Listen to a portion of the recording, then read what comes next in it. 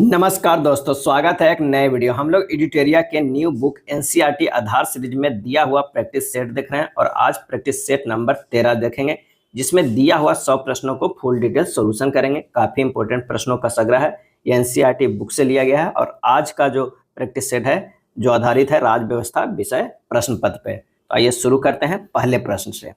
पहला प्रश्न है कि निम्नलिखित में से सुप्रीम कोर्ट के किस न्यायाधीश को हटाने के लिए संसद में संवैधानिक प्रक्रिया का अनुसरण किया गया है? किस न्यायाधीश को? इसका सही आंसर हो जाएगा ऑप्शन सी, न्यायमूर्ति बी रामास्वामी को। न्यायाधीश को हटाने का असफल प्रयास 1991 में पहली बार संसद के 108 सदस्यों ने सर्वोच्च न्यायालय के एक न्यायाधीश को हटाने के प्रस्ताव पर हस्ताक्षर किए। न्यायमूर्ति बी रामास्वामी पर आरोप था कि पंजाब और हरियाणा उच्च न्यायालय के मुख्य न्यायाधीश के रूप में उन्होंने वित्तीय अनियमितता की है, लेकिन यह सफल नहीं रहा।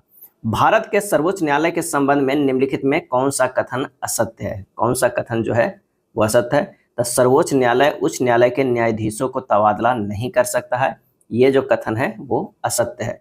भारत का सर्वोच्च न्यायालय, इसके फैसले सभी अदालतों को मान्य होते हैं। यह उच्च न्यायालय के न्यायाधीशों को तबादला कर सकता है, या किसी अदालत का मुकदमा अपने पास मंगवा सकता है, या किसी एक उच्च न्यायालय में चल रहे मुकदमे को दूसरे उच्च न्यायालय में भिजवा सकता है। अगला है, भारत के उच्चतम न्यायालय द्वारा सुनाए गए निर्णय या दिए गए आदेश का पुनरावलोकन करने की शक्ति किसे है? आंसर हो जाएगा ऑप्शन डी, उच्च न्यायालय को। अनुच्छेद 137 उच्चतम न्यायालय को अपने द्वारा सुनाए गए निर्णय या दिए गए आदेश का पुनरावलोकन करने की शक्ति होगी। कथन और कारण का प्रश्न है। कथन कह रहा है कि मूल अधिकारों के विपरीत होने पर सुप्रीम कोर्ट किसी कानून को निरस्त कर सकता है। कारण, भारत के संविधान में न्यायिक पुनरावलोकन शब्द का प्रयोग किया गया है और इसका सही आंसर हो जाएगा सी। ए तो सही है लेकिन आर गलत है। ये दोनों प्रावधान एक और सर्वोच्च न्यायालय को नागरिकों के मौलिक अधिकार के संरक्षण तथा दूसरी ओर संविधान के व्याख्याकर के रूप में स्थापित करते हैं। उपयुक्त प्रावधानों में दूसरा प्रावधान न्यायिक पुनरावलोकन की व्यवस्था करता है और घोषित कर सकता है। संविधान में कहीं भी न्यायिक पुनरावलोकन शब्द का प्रयोग नहीं किया गया है, लेकिन भारत में संविधान लिखित है, इसमें दर्ज है कि मूल अधिकारों के विपरीत होने पर सर्वोच्च न्यायालय किसी भी कानून को निरस्त कर सकता है। इन तथ्यों के कारण भारत के संविधान में न्यायिक पुनरावलोकन शब्द का प्रयोग न होने पर भी यह शक्ति सर्वोच्च न्यायालय को प्राप्त है।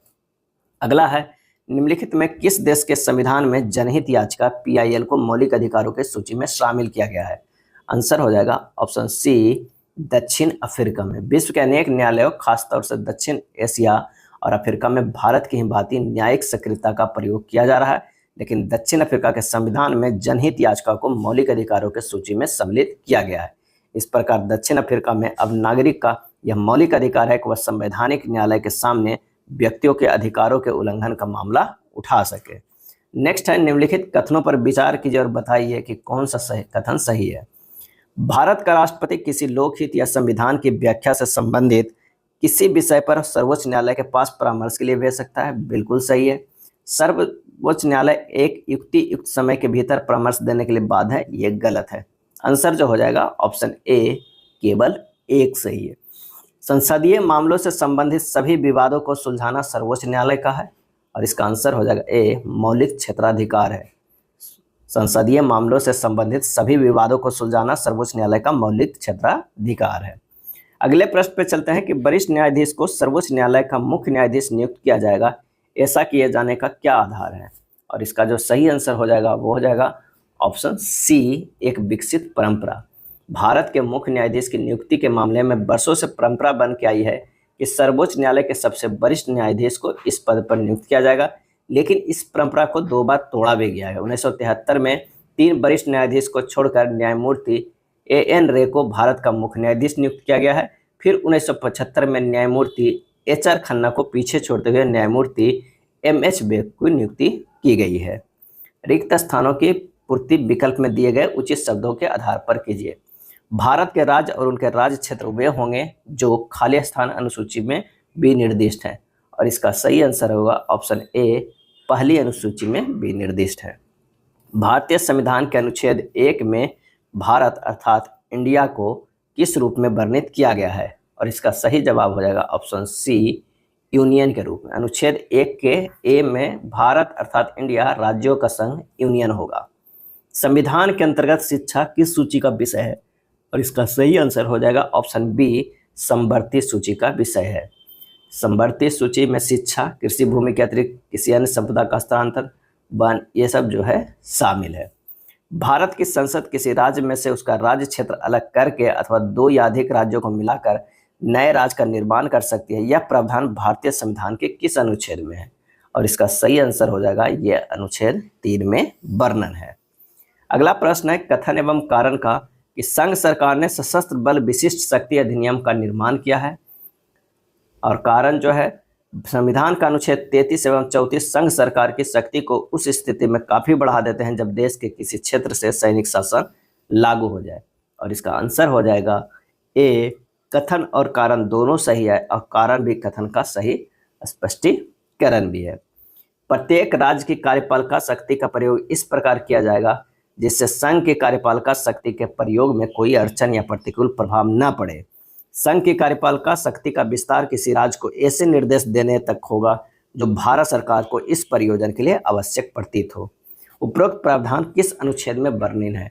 और इसका आंसर हो जाएगा ऑप्शन बी, अनुच्छेद 257(1) में वर्णन है कि प्रत्येक राज्य की कार्यपालिका शक्ति का इस प्रकार प्रयोग किया जाए जिससे संघ की कार्यपालिका शक्ति के प्रयोग में कोई अड़चन न हो या उस पर कोई प्रतिकूल प्रभाव न पड़े। नेक्स्ट है भारत के किस प्रांत की सरकार ने 1977 के दशक में केंद्र राज्य संबंधों को पुनर्परिभाषित करने के लिए एक दस्तावेज को प्रकाशित किया था? और इसका सही आंसर हो जाएगा ऑप्शन डी, पश्चिम बंगाल। केंद्र राज्य संबंधों से जुड़े मामलों की पड़ताल के लिए केंद्र सरकार द्वारा सरकारिया आयोग का गठन किया गया था। सरकारिया आयोग का गठन कब किया गया था? और इसका सही आंसर हो जाएगा डी, उपरोक्त में से कोई नहीं। केंद्र राज्य संबंधों से जुड़े मामलों की पड़ताल के लिए केंद्र सरकार द्वारा 1983 ईस्वी में एक आयोग बनाया। इस आयोग को सरकारिया आयोग के नाम से जाना जाता है। इस आयोग ने 1998 में अपनी रिपोर्ट में यह सिफारिश की थी कि राज्यपालों की नियुक्ति अनिवार्य तथा निष्पक्ष होकर की जानी चाहिए। अगला है रिक्त स्थानों की पूर्ति विकल्प में दिए गए उचित शब्द के आधार पर कीजिए। और इसका सही आंसर हो जाएगा ऑप्शन ए। पहले देखते हैं, भारत में आधुनिक समय में स्थानीय शासन को निर्वाचित निकाय सन 1882 ईस्वी के बाद अस्तित्व में आए। उस वक्त जो है भारत के वायसराय कौन थे? तो लॉर्ड रिपन थे। लॉर्ड रिपन थे उस समय वायसराय। आधुनिक समय में स्थानीय शासन के निर्वाचित निकाय सन 1882 के बाद अस्तित्व में आया था। निम्नलिखित कथनों पर विचार कीजिए और बताइए कि कौन सा कथन जो है वो सही है। ऐसे 29 विषय जो पहले राज्य सूची के अंतर्गत आते थे को पहचान कर संविधान की 11वीं अनुसूची में दर्ज कर लिया गया है और उसे पंचायती राज संस्थाओं को हस्तांतरित किया जाना है। ये बिल्कुल सही है। प्रत्येक राज्य के लिए अनिवार्य है कि वे उन 29 विषयों को पंचायती राज संस्थाओं को हस्तांतरित करें। ये गलत है। आंसर हो जाएगा ऑप्शन ए, एक कथन जो है वो सही है। आदिवासी बहुल जनसंख्या वाले क्षेत्रों के लिए स्थानीय सुशासन से संबंधित कानून किस वर्ष बनाया गया? और इसका आंसर हो जाएगा ऑप्शन बी, 1996 ईस्वी में बनाया गया है। कथन एवं कारण का प्रश्न है कि प्रत्येक राज्य के लिए अनिवार्य है कि वे एक राज्य चुनाव आयुक्त की नियुक्ति करें। राज्य चुनाव आयुक्त की जिम्मेदारी पंचायती राज संस्थाओं को चुनाव कराने की होगी। ये तो बिल्कुल सही है। राज्य चुनाव आयुक्त भारत के मुख्य चुनाव आयुक्त के नियंत्रण एवं निर्देशन में कार्य करता है। ये गलत है। आंसर हो जाएगा सही। ए तो सही है लेकिन आर जो है वो गलत है। प्रदेशों के लिए जरूरी है कि वे एक राज्य चुनाव आयुक्त नियुक्त करें। इस आयुक्त की जिम्मेदारी पंचायत राज संस्थाओं के चुनाव कराने की होगी। पहले यह काम प्रदेश का प्रशासन करता था जो प्रदेश की सरकार के अधीन होता था। अब भारत के चुनाव आयुक्त के समान प्रदेश का चुनाव आयुक्त भी स्वायत्त है। बहरहाल प्रदेश का चुनाव आयुक्त एक स्वतंत्र अधिकारी है। उसका अथवा उसके कार्यालय का संबंध भारत के चुनाव आयोग से नहीं होता है। अगले प्रश्न पे चलते हैं कि निम्नलिखित में कौन सा तत्व भारत में शहरी इलाके के रूप में किसी क्षेत्र की पहचान के लिए मानक के रूप में तय नहीं की गई है? तो इलाके की जनसंख्या कम से कम 50,000 हो। तो आंसर हो जाएगा कौन सा? ए हो जाएगा। संविधान की 11वीं अनुसूची के अंतर्गत शिक्षा को पंचायती राज के अंतर्गत हस्तांतरित विषय बनाया गया है। राज्य सरकार के द्वारा किस स्तर तक की शिक्षा को पंचायती राज के अंतर्गत हस्तांतरित किया जा सकता है? इसका सही आंसर हो जाएगा ऑप्शन बी, प्राथमिक एवं माध्यमिक स्तर की शिक्षा को। भारत में सामुदायिक विकास कार्यक्रम का सूत्रपात किस वर्ष किया गया था? और इसका आंसर हो जाएगा ऑप्शन बी, वर्ष 1952 में किया गया था। संविधान के 73वें और 74वें संशोधन के बाद स्थानीय शासन को मजबूत आधार मिला। लेकिन इससे पहले भी स्थानीय शासन के निकाय बनाने के लिए कुछ प्रयास हो चुके थे। इस सिलसिले में पहला नाम आता है 1952 के सामुदायिक विकास कार्यक्रम का। इस कार्यक्रम के पीछे सोच यही थी कि स्थानीय विकास की विभिन्न गतिविधियों में जनता की भागीदारी हो। अगला है भारत की आज़ादी का मतलब होना चाहिए समूचे भारत की आज़ादी, खाली स्थान। आज़ादी की शुरुआत सबसे नीचे से होनी चाहिए, इस तरह हर गांव में एक गणराज्य होगा। उपरोक्त कथन किस प्रसिद्ध व्यक्ति का है? आंसर हो जाएगा ऑप्शन ए, महात्मा गांधी का। भारत की आज़ादी का मतलब यह होना चाहिए कि समूचे भारत की आज़ादी, और आज़ादी की शुरुआत सबसे नीचे से होनी चाहिए। यह हर तरह हर गांव के गणराज्य का होगा। इसका मतलब यह है कि हर गांव को आत्मनिर्भर और अपने मामलों को खुद निपटाने के काबिल होना पड़ेगा। 73वें संविधान संशोधन अधिनियम के आधार पर बनी व्यवस्था के अनुसार छोटे राज्यों को किस स्तर के पंचायत को गठित करने से छूट प्रदान की गई है? और इसका सही आंसर हो जाएगा ऑप्शन सी, मंडल या तालुका पंचायत। निम्नलिखित संवैधानिक व्यवस्था पर विचार कीजिए और कौन सा कथन सही है बताइए। तो संसद विधि द्वारा किसी राज्य के क्षेत्रफल में अनुच्छेद 3 के तहत वृद्धि कर सकती है, ये बिल्कुल सही है। संसद विधि द्वारा संघ में नए राज्यों के अनुच्छेद 4 के तहत प्रवेश दे सकती है, ये गलत है। अनुच्छेद 2 संसद विधि द्वारा संघ में नए राज्यों को प्रवेश दे सकती है, और अनुच्छेद 3 संसद विधि द्वारा किसी राज्य का क्षेत्रफल बढ़ा सकती है। अगला है, तो इसका जो कौन सा सही हो जाएगा? तो 26 का हो जाएगा, केवल एक सही हो जाएगा। 61वां संविधान संशोधन अधिनियम के पूर्व भारत में मतदान करने की न्यूनतम आयु कितनी निर्धारित की गई थी? और इसका सही आंसर हो जाएगा कौन सा? तो आंसर हो जाएगा ऑप्शन बी, 21 वर्ष किया गया था। लेकिन जैसे ही दल बदल विरोधी कानून 52वां तथा 51वां संशोधन के अलावा इस काल में मताधिकार की आयु 21 से 18 वर्ष करने के संविधान का जो है वो 61वां संशोधन हुआ। नेक्स्ट है, निम्नलिखित कथनों पर विचार कीजिए और बताइए कि कौन सा कथन जो है वो असत्य है। 38वें, 39वें तथा 42वें संविधान संशोधन अधिनियम के द्वारा संविधान में अनेक विरोधाभासी संशोधन किए गए थे, बिल्कुल सही। उनमें से अधिकांश विवादास्पद संशोधनों को 43वें एवं 44वें संशोधनों के द्वारा निरस्त कर दिया गया था, ये भी सही। तो आंसर हो जाएगा 1 और 2 दोनों सत्य है, असत्य कथन नहीं है। सुप्रीम कोर्ट के द्वारा संविधान के मूल या बुनियादी संरचना का सिद्धांत किस बाद में प्रतिपादित किया गया था? और इसका आंसर हो जाएगा ऑप्शन सी, केशवानंद भारती बनाम केरल राज्य। निम्नलिखित कथनों पर विचार कीजिए और बताइए कि कौन सा जो है वो कथन सही है। तो संविधान की बुनियादी संरचना के सिद्धांत से संविधान की कठोरता और लचीलेपन का संतुलन कमजोर हुआ है, ये गलत है। 1973 के बाद न्यायालयों ने कई मामलों में बुनियादी संरचना के तत्वों को निर्धारित करने का प्रयास किया है, ये भी सही है। आंसर जो हो जाएगा ऑप्शन बी, केवल 2 सही है। दुनिया के किस देश के संविधान को आमतौर पर शांति संविधान के नाम से जाना जाता है? सही आंसर हो जाएगा ऑप्शन सी, जापान का संविधान। सन 1947 के जापानी संविधान को बोलचाल में शांति संविधान कहा जाता है। इसकी प्रस्तावना में कहा गया है, हम जापान के लोग हमेशा के लिए शांति की कामना करते हैं और हम लोग मानवीय रिश्तों का नियंत्रण करने वाले उच्च आदर्शों के प्रति सचेत हैं। नेक्स्ट है, कथन एवं कारण का प्रश्न। संविधान के प्रति केवल कानूनी नजरिया अपनाया जा सकता है, न कि नैतिक या राजनीतिक दर्शन का नजरिया, तो ये तो गलत है। कुछ लोग मानते हैं कि संविधान सिर्फ कानूनों से बनता है और कानून एक बात है तथा मूल्य बिल्कुल ही अलग बात है, तो आर जो है वो सही है। आंसर जो हो जाएगा ऑप्शन डी, ए गलत है पर आर जो है वो सही है। भारतीय संविधान की उपलब्धियों के बारे में कौन सी बात सही मानी जाएगी? और इसका आंसर हो जाएगा, संविधान के उदारवादी व्यक्तिवाद को एक शक्ल देकर उसे मजबूत किया है, बिल्कुल सही। संविधान ने व्यक्तिगत स्वतंत्रता पर आंच लाए बगैर सामाजिक न्याय के सिद्धांत को स्वीकार किया है, यह भी सही। विभिन्न समुदायों के आपसी तनाव और झगड़े की पृष्ठभूमि में भी संविधान ने समूहगत अधिकार प्रदान किए, ये भी सही। आंसर हो जाएगा डी, उपरोक्त में से जो है वो तीनों सही है। शीत युद्ध का सबसे बड़ा प्रतीक बर्लिन की दीवार को वर्ष 1989 में गिरा दिया गया। बर्लिन की दीवार किस प्रकार के राजनीतिक विभाजन का प्रतीक थी? और इसका आंसर हो जाएगा ऑप्शन ए, पूंजीवाद एवं साम्यवाद के प्रतीक थे। USSR, United Soviet socialist Republic का विघटन एक प्रमुख वैश्विक घटना मानी जाती है। यूएसएसआर का विघटन किस वर्ष हुआ था? आंसर हो जाएगा ऑप्शन सी, 1991 में हुआ था। सन 1991 के दिसंबर के येल्त्सिन के नेतृत्व में सोवियत संघ के 3 बड़े गणराज्य रूस, यूक्रेन और बेलारूस ने सोवियत संघ की समाप्ति की घोषणा की। कम्युनिस्ट पार्टी प्रतिबंधित हो गई और प्रवर्ती सोवियत गणराज्यों में।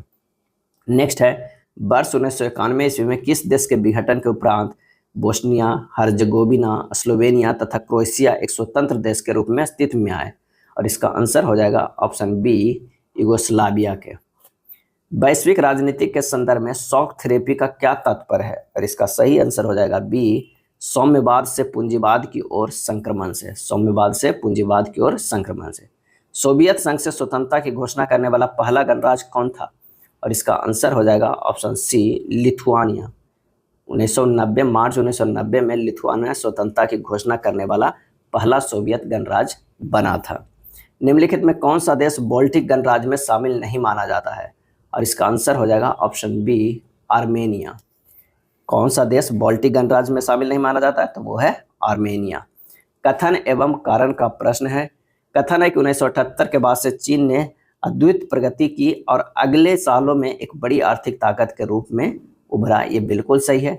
दिसंबर 1978 में देंग सियोंगपिंग ने मुक्त द्वार, ओपन डोर की नीति चलाई। ये भी सही है। आंसर हो जाएगा ए, असर्शन और रीजन दोनों जो है वो क्या है, वो सही है और स्पष्टीकरण भी है। सूची 1 और सूची 2 को मिलाना है। आइए मिलाते हैं। एक तरफ संस्था है, एक तरफ उसके स्थापना वर्ष है। यूरोपियन इकोनॉमिक कम्युनिटी की बात करते हैं तो 1957 में स्थापना हुआ है। यूरोपीय परिषद की अगर हम बात करते हैं तो इसकी स्थापना 1949 में हुआ है। यूरोपीय आर्थिक सहयोग संगठन की बात करते हैं तो इसकी स्थापना 1992 में हुआ है। और यूरोपीय संघ की स्थापना कब हुआ है? 1948 में। आंसर जो हो जाएगा ऑप्शन डी हो जाएगा, 4, 3, 1, 2 हो जाएगा। चलिए अगले प्रश्न पे चलते हैं। ब्रेग्जिट का क्या तात्पर्य है? और इसका सही आंसर हो जाएगा ऑप्शन कौन सा हो जाएगा? तो ऑप्शन हो जाएगा सी, ब्रिटेन का यूरोपीय संघ से बाहर निकलना। अगला प्रश्न है, रिक्त स्थानों के पूर्ति विकल्प में दिए गए उचित शब्द के आधार पर कीजिए। 1967 ईस्वी में दक्षिण पूर्व एशिया के 5 देशों ने खाली स्थान पर हस्ताक्षर करके आसियान की स्थापना की। और इसका सही आंसर हो जाएगा ऑप्शन बी, बैंकॉक घोषणा करके। 1967 में इस क्षेत्र के 5 देशों ने बैंकॉक घोषणा पर हस्ताक्षर करके आसियान की स्थापना की। ये देश थे इंडोनेशिया, मलेशिया, फिलीपींस, सिंगापुर और थाईलैंड। अगले प्रश्न पे चलते हैं। आसियान क्षेत्रीय मंच ARE की स्थापना किस वर्ष की गई थी? इसका सही आंसर हो जाएगा ऑप्शन ए, 1994 ईस्वी में। 1994 में आसियान क्षेत्रीय संघ की स्थापना की गई थी। और आसियान की स्थापना 1967 में की गई थी, बैंकॉक घोषणा पर हस्ताक्षर करके। सन 1949 ईस्वी की चीनी साम्यवादी क्रांति किनके नेतृत्व में हुआ था? और इसका आंसर हो जाएगा ऑप्शन सी, माओत्से तुंग के नेतृत्व में। 1949 में माओत्से के नेतृत्व में हुई साम्यवादी क्रांति के बाद चीनी जनवादी गणराज्य की स्थापना के समय यहाँ की आर्थिक सोवियत मॉडल पर आधारित थी। दक्षिण कोरिया, रिपब्लिक ऑफ कोरिया और उत्तरी Korea, democratic people's republic of Korea को विभाजित करने वाली अंतर्राष्ट्रीय सीमा रेखा क्या कहलाती है? और इसका सही आंसर हो जाएगा ऑप्शन ए, 38वें समानांतर रेखा कहलाती है। दक्षिण एशिया से संबंधित निम्नलिखित राजनीतिक घटनाक्रमों को कालक्रमानुसार व्यवस्थित कर उचित विकल्प के आधार दीजिए। तो आइए देखते हैं कि सबसे पहले जो है भारत और पाकिस्तान के बीच सिंधु नदी जल समझौता हुआ है। उसके बाद क्या हुआ है, कब हुआ है? तो ये 1960 ईस्वी में हुआ है। और उसके बाद हुआ है ताशकंद समझौता। तो ताशकंद समझौता कब हुआ था? तो 1966 ईस्वी में ताशकंद समझौता हुआ था। उसके बाद बांग्लादेश की आज़ादी हुआ था। तो कब हुआ था? तो 1971 ईस्वी में। कब हुआ? 1970। शिमला समझौता, शिमला समझौता कब हुआ था? तो 1972 में। तो आंसर जो हमारे पास हो जाएगा सी, 3, 4, 1, 2। दक्षिण एशियाई मुक्त व्यापार समझौता सफ्ता के गठन को लेकर सदस्य देशों ने किस वर्ष हस्ताक्षर किए? और इसका आंसर हो जाएगा ऑप्शन सी, 2004 में हस्ताक्षर किए। चलिए अगले प्रश्न पे चलते हैं। अगला प्रश्न है कि निम्नलिखित में किस देश के साथ भारत का सर क्रीक की सीमा रेखा को लेकर विवाद बना हुआ है? भारत का सर क्रीक की सीमा रेखा को लेकर विवाद बना हुआ है। और इसका आंसर हो जाएगा ऑप्शन ए, पाकिस्तान। सार्क का पूर्ण विस्तार है? आंसर हो जाएगा C, South Asian Association for Regional Cooperation. LTTE, लिट्टे शब्द में एल शब्द किस बात का घोतक है? और इसका आंसर हो जाएगा ऑप्शन बी, लिबरेशन। लिबरल नहीं, लिबरेशन। 1983 के बाद से उग्र तमिल संगठन लिबरेशन टाइगर्स ऑफ तमिल इलम यानी लिट्टे श्रीलंकाई सेना के साथ सशस्त्र संघर्ष कर रहा है। इसने तमिल इलम यानी श्रीलंका के तमिलों के लिए एक अलग देश की मांग की है। श्रीलंका के उत्तर पूर्वी हिस्से पर लिट्टे का नियंत्रण है।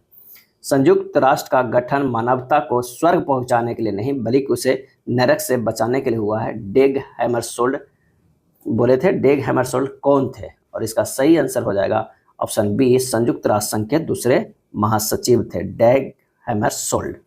वैश्विक स्तर पर संयुक्त राष्ट्र संघ दिवस कब मनाया जाता है?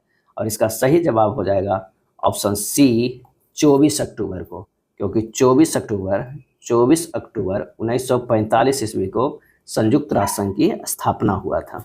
संयुक्त राष्ट्र संघ की स्थापना से संबंधित निम्नलिखित कथनों पर विचार कीजिए। आप बताइए कि कौन सा कथन सही है। तो संयुक्त राष्ट्र संघ के 51 मूल संस्थापक सदस्य हैं, बिल्कुल सही है। संयुक्त राष्ट्र संघ के एक अंतर्राष्ट्रीय संगठन बनाने के मसले पर सैन फ्रांसिस्को में अप्रैल मई 1945 में 2 महीने का लंबा सम्मेलन चला था, ये भी सही है। तो आंसर जो हो जाएगा ऑप्शन सी, 1 और 2 दोनों सही है। अगला प्रश्न है, सूची 1 और सूची 2 को मिलाना। एक तरफ संयुक्त राष्ट्र के महासचिव है और कै में है उसके बारे में है। डेग हैमरशोल्ड जो थे वो दूसरे थे, ट्रेग बेली जो थे वो पहले थे, एंटोनियो गुटरेस 9वें थे, अयूब थॉर्न जो थे वो तीसरे थे। आंसर जो हो जाएगा वो हो जाएगा कौन सा? तो डी हो जाएगा, 2, 1, 4, 3 हो जाएगा। अंतर्राष्ट्रीय वाणिज्यिक ऊर्जा एजेंसी IAEA की स्थापना कब की गई थी? आंसर हो जाएगा ऑप्शन सी, 1957 ईस्वी में किया गया था। General agreement on trade and tariff GATT के उत्तराधिकारी के रूप में विश्व व्यापार संगठन की स्थापना किस वर्ष की गई? और इसका सही आंसर हो जाएगा ऑप्शन बी, 1995 में की गई। संयुक्त राष्ट्र संघ का प्रतीक चिन्ह क्या है? तो विश्व का नक्शा तथा इसके चारों ओर जैतून वृक्ष की पत्तियां, ये पत्तियां विश्व शांति का संकेत करती है। रिक्त स्थानों की पूर्ति विकल्प में दिए गए उचित शब्द के आधार पर कीजिए। सुरक्षा नीति का संबंध युद्ध की आशंका को रोकने से होता है, जिसे खाली स्थान कहा जाता है, और युद्ध को सीमित रखने अथवा उसे समाप्त करने से होता है, जिसे रक्षा कहा जाता है। आंसर हो जाएगा ऑप्शन बी, अपरोध। सूची 1 और सूची 2 को मिलान करना है।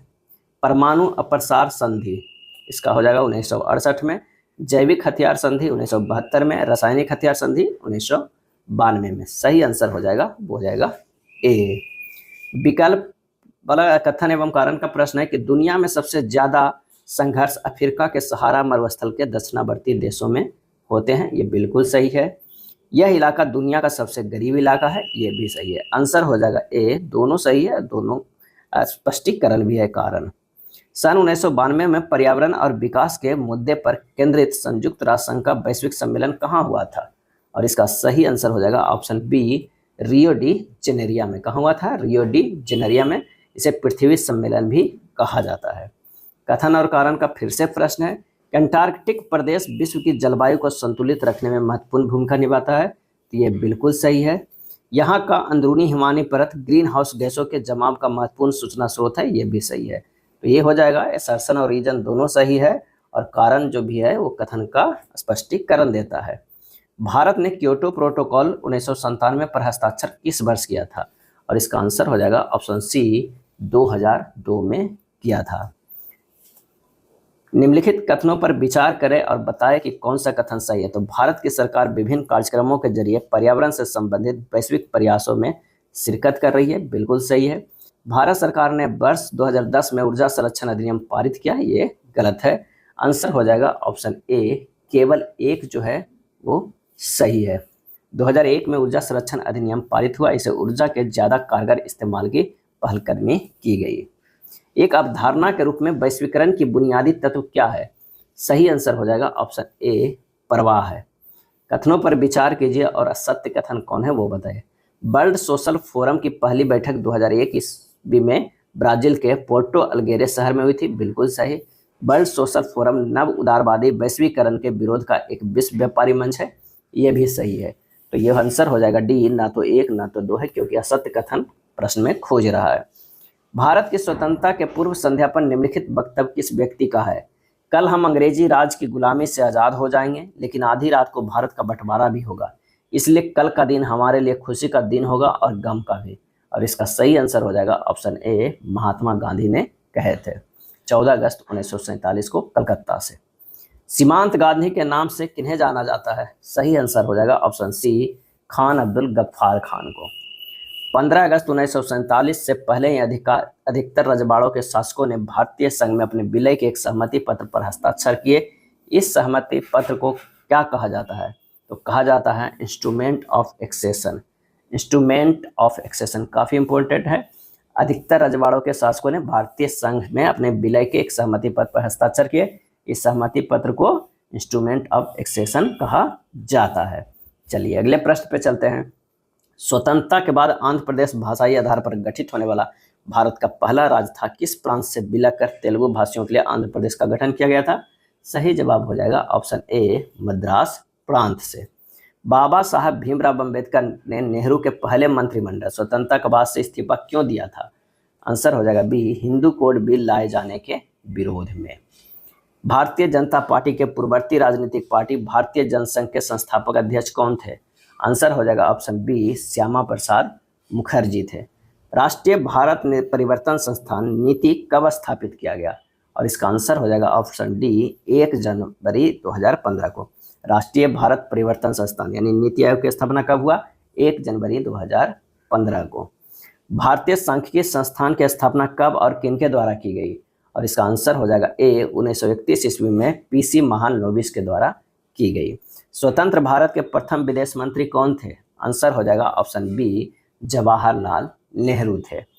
प्रथम एफ्रो एशियाई सम्मेलन वर्ष 1955 ईस्वी में कहाँ आयोजित किया गया था?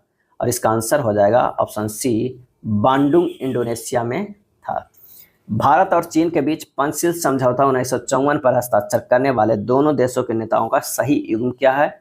आंसर हो जाएगा ऑप्शन सी, जवाहरलाल नेहरू, चाउ एन लाई। जवाहरलाल नेहरू और चाउ एन लाई। 1962 में भारत चीन युद्ध के समय भारत के रक्षा मंत्री कौन थे? और इसका आंसर हो जाएगा सी, बी के कृष्ण मेनन। कौन थे? बी के कृष्ण मेनन। भारत और पाकिस्तान के बीच 1966 में हुए प्रसिद्ध ताशकंद समझौते में मध्यस्थ की भूमिका किस देश ने निभाई थी?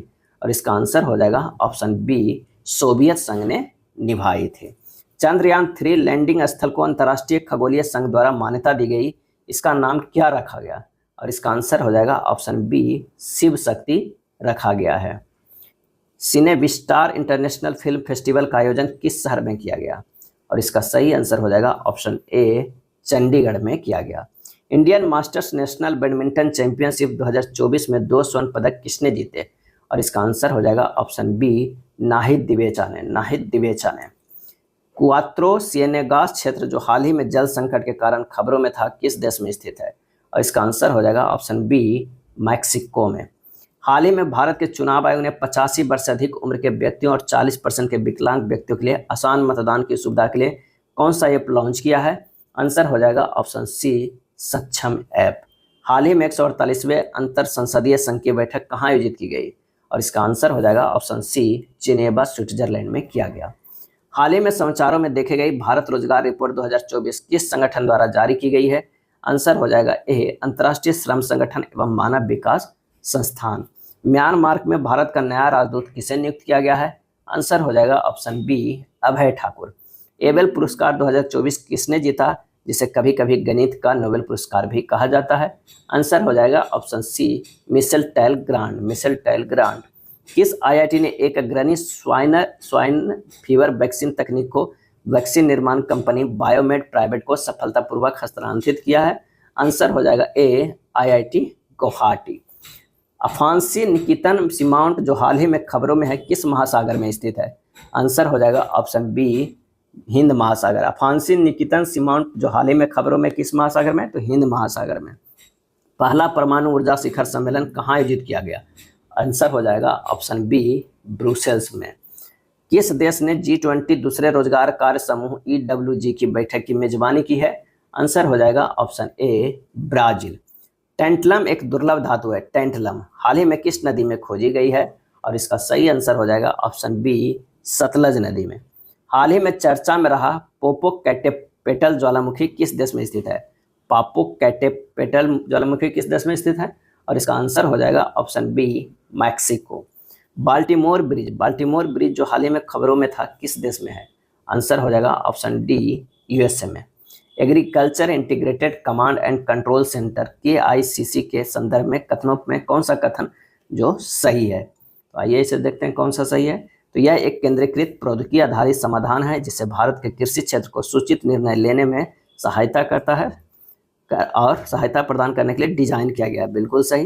यह किसी विशेष जिले के लिए भौगोलिक सूचना प्रणाली आधारित मृदा कार्बन मैपिंग और मृदा स्वास्थ्य कार्ड डेटा को एक ही स्थान पर एक साथ देखने की अनुमति देता है। ये भी सही। तो 1 और 2 दोनों सही है। आंसर हो जाएगा सी। सशस्त्र बल विशेष शक्तियां अधिनियम के संबंध में निम्नलिखित कथनों पर विचार कीजिए और बताइए कि कौन सा जो है वो सही है। तो पड़ोसी देशों के साथ चल रहे सीमा विवाद के कारण राज्य या केंद्र सरकार किसी क्षेत्र को अशांत क्षेत्र घोषित कर सकता है जिसे अपसपा लागू हो सकेगा। गलत है। अपसपा सशस्त्र बलों को सार्वजनिक व्यवस्था बनाए रखने के लिए मौत की हद तक भी बल प्रयोग करने की शक्ति देता है। ये सही है। तो आंसर जो हो जाएगा केवल 2 सही है। निम्नलिखित में से किस संगठन ने संयुक्त रूप से खाद्य अपशिष्ट सूचकांक रिपोर्ट 2024 प्रकाशित किया है? सही जवाब हो जाएगा ऑप्शन बी, संयुक्त राष्ट्र पर्यावरण कार्यक्रम UNEP तथा अपशिष्ट और संसाधन कार्यवाही कार्यक्रम WRAP। व्यवस्थित मतदाता शिक्षा और चुनावी भागीदारी कार्यक्रम का प्राथमिक उद्देश्य क्या है? व्यवस्थित मतदाता शिक्षा और चुनावी भागीदारी कार्यक्रम का प्राथमिक उद्देश्य क्या है? तो आंसर हो जाएगा बी, मतदाता मतदान प्रतिशत और सूचित भागीदारी बढ़ाए। यह था एडिटोरिया बुक में दिया हुआ NCERT प्रैक्टिस सेट। वीडियो अच्छा लगा तो लाइक एंड शेयर कर दीजिएगा। धन्यवाद।